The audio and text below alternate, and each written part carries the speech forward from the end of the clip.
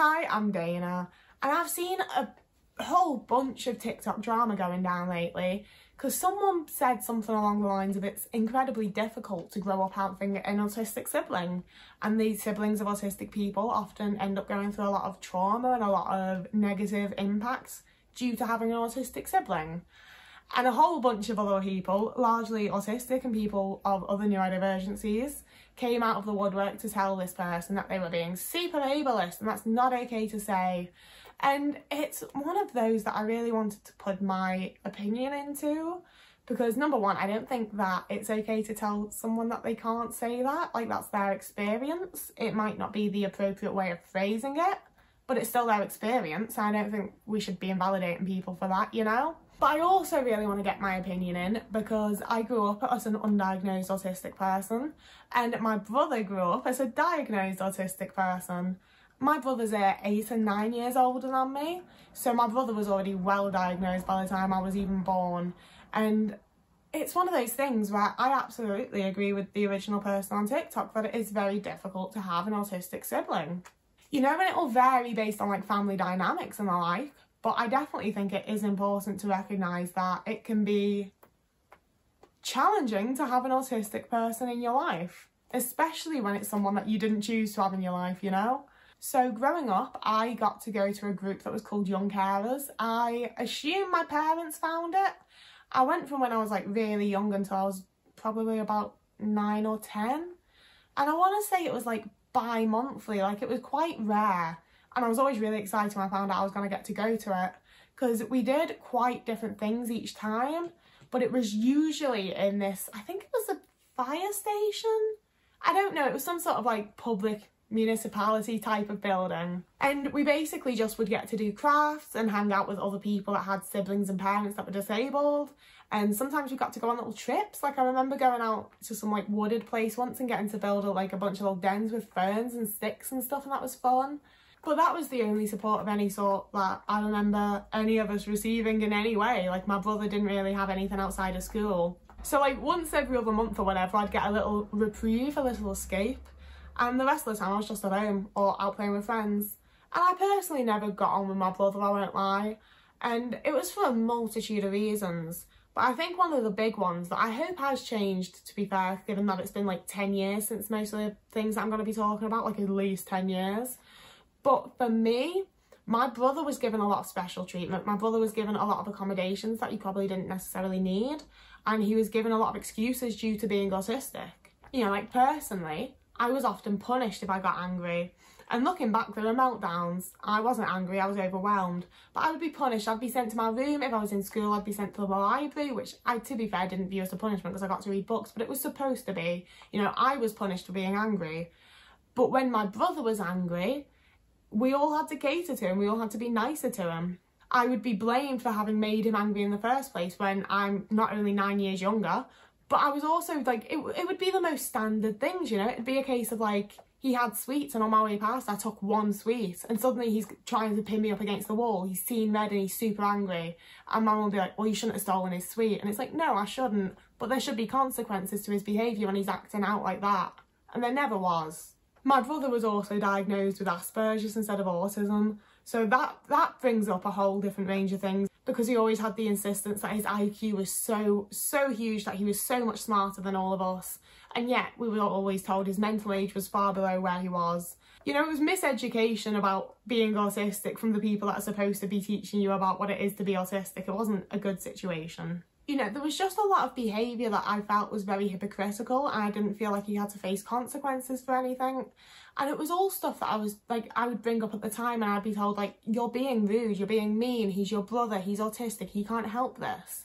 And there were so many things that he could have helped. There were so many things that were just misbehaviour because he was a teenager, and he was just never like punished or told off appropriately because he's autistic. You know, and as a child, that just comes across as being incredibly hypocritical. It just made me feel like I was never going to live up to my brother and be as good as my brother, because I'm in trouble all the time and he's never in trouble, even though he's doing the same shit that I'm doing. You know, and especially when it felt like he was doing things worse. Like, my brother's bedroom when I was a kid was disgusting. It wasn't just that he had a messy room, it was that there would be rotting food, there would be dirty dishes, there would be dirty clothes. Like, it was just absolutely, even thinking about it now almost makes me gag, because the smell from his room would be just disgusting. It was unbelievable. It was so fucking gross, you know? And my parents would leave him to just live like that for months on end before being like, look, either you tidy it or we're going in with a bin bag, because it's like practically a health hazard. But for me and my other brother, it could be as simple as, oh, you haven't taken the clothes that you took off last night when you put your pyjamas on and put them in the bathroom, so now you're going to get grounded for like 3 days because your room's dirty, your room isn't clean, there's clothes on the floor. But he's okay to be like that. You know, it both taught him as a person that he can just do what he wants and get away with anything, and taught me that I can't. You know, it taught me that like anything I do that's out of line, even if I don't know that I'm breaking the rules or doing something that I shouldn't be, I'm going to be punished for. There's always consequences, is my view of things. Like, there's always a consequence for anything that you do or say. And I was definitely like trained that from childhood. But my brother wasn't. And as you can imagine, that leads to resentment when it's like, I've been told off like fucking 6 times today and he's doing the exact thing I've just been doing and he's fine. Just let him do it, huh? My brother also didn't often have meltdowns, but when he did, it was always someone else's fault, you know? And it's one of those things where, like, I would never say that a meltdown is his fault, because it's not. You know, a meltdown's just caused by being overwhelmed. It's not anybody's fault. There's no one to blame. I mean, there's the odd occasion where there is, but for the most part, you know, it's just the person is overwhelmed and they're having a meltdown, that's that. But it could never just be that for my family. It always had to be, well, you did this to cause a meltdown. And it wasn't always me. It wasn't always my fault. Sometimes my parents would say it to each other. Sometimes it was my brother's fault. Sometimes it would be like extended family that were there. But, you know, it fucking sucks to see someone have a really strong and scary and intimidating reaction. And, you know, I entirely understand that's not what he intended it to be, but that's what it is to a child, as I was. It's very fucking scary to see that and then be told that that's your own fault. You caused that reaction and you're just going to have to deal with it, you know, no matter how upset or scared or whatever else I was. You know, it was very much, you know, it felt like I had to really reserve my emotions and be constantly self-aware in childhood, because anything I did that could set off my brother would immediately be blamed on me and be my fault. You know, any consequence for his own actions would come on to me instead. It would be my fault. I would face the consequences for how he reacted to something. And as I say, of course, every family and every situation is going to be different. I have a lot of issues with my family. I have a lot of issues in the way that I was raised and issues with my brother. You know, it wasn't the best situation anyway. So throw someone that's autistic into the mix, plus someone that's undiagnosed autistic, and it was kind of just a tough time all around. But it's one of those things where, like, at the risk of sounding ableist, I find it really fucking hard to exist and survive as an autistic person. I find it hard to be around myself sometimes. You know, I don't want to be the way that I am sometimes, when I get very picky and very selective and very like I need things to be the way they should be.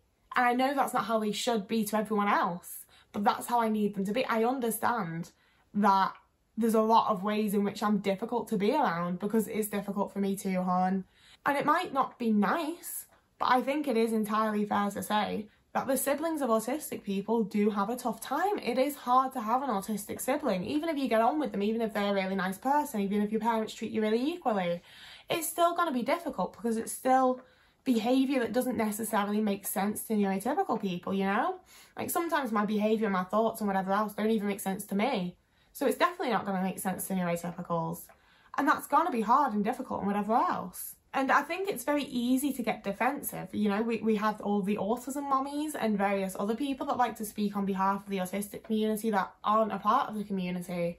So I think it is very easy for us to get defensive and to just see someone saying it's difficult to have an autistic sibling and sort of dogpile on them and be like, well, who are you to say that? You've had it easy because you're neurotypical and it's actually really difficult to be autistic.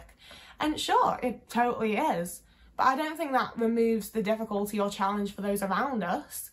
And I don't think it's unfair for those people to be able to talk about their experience and how it's made them feel and what things are like for them. You know, I think things were different in a lot of ways for me because I was also autistic and just undiagnosed. It's not the same as being the neurotypical person that's just a sibling to a neurodivergent person. It's not the same. I did also spend, you know, like 2 decades living as though I was neurotypical, so I think that I have a fairly good understanding of the situation. And I know from my own experience that it was really fucking tough. You know, like I can very honestly say that I definitely needed more support as a child. I definitely needed more accommodations. I definitely needed my parents to just be around for me a bit more and pay a bit more attention to me.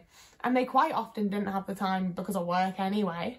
And then they also had to do that for my brother. Even if I'd been diagnosed, there's only so many hours in a day, you know? But it's still extremely easy to build up a resentment towards that. And I think it's kind of fair to have that as well. Like for neurotypical people too, that have autistic siblings, of course, you know, chances are you did deserve a bit more time. You deserved a bit more compassion. You deserved a bit more this, that and another. And you didn't get it because your autistic sibling needed extra accommodations. And it is difficult to put across sort of that you... See, it sounds bad because it's one of those things where, like, I don't for a moment resent my brother getting any help and support that he needed. Yeah, I think he got a lot more than he needed, and I think he played on a lot of things because I know my brother was a person. But I don't resent him for having gotten those opportunities, you know? I just wish I'd gotten them too. And I don't resent him for needing my parents' support and my parents' time a little bit more. But I do resent that I wasn't also given that. You know, it's hard to, like, say I don't like this situation without it sounding like you're saying you don't like your autistic sibling, when for a lot of people that won't be the case. Like, I don't like mine, I haven't spoken to mine in years. But for a lot of people, they'll really like their sibling and really get on with them and whatever else. But that doesn't remove that it can be challenging and difficult to have any sort of relationship with any sort of neurodivergent person. You know, as much as we can all try our best, it can still be a challenge and conflicts can still arise. And things can still be real fucking tough. You know, I know we live in a society where we sort of want everything to be, like, positive and nice nowadays, but some things aren't. Some things are just a bit negative and shitty and crappy. And I don't think people should be told off and made to feel like they're not allowed to say that. So yeah, that's the video. That's my thoughts. I'd love to hear anyone else's thoughts and opinions, if any of you have been in similar situations. If any, like, just what you think. Just please tell me what you think. I like reading it. I like hearing about it. I like the little community that we've built here. I really love that you guys comment. It makes, like, I went through my comments the other day and, like, replied to some, and it blows my mind that I'm someone that can go through YouTube comments. I get YouTube comments. Like, if you'd told 14-year-old me that, I'd have had my head explode. As always, links are down below. Please like and subscribe, all of that bollocks. It helps me out. I hate doing that, just so you know. I don't know how other people do it with a smile and pretend it's not cringe and doesn't feel like you're just begging. But I hope you have a lovely morning, evening, day, afternoon. That's not what I say. But whoever you are, wherever you are, I hope you're having a lovely morning, evening, day, afternoon, week, month, year. And I'll see you again in a few days.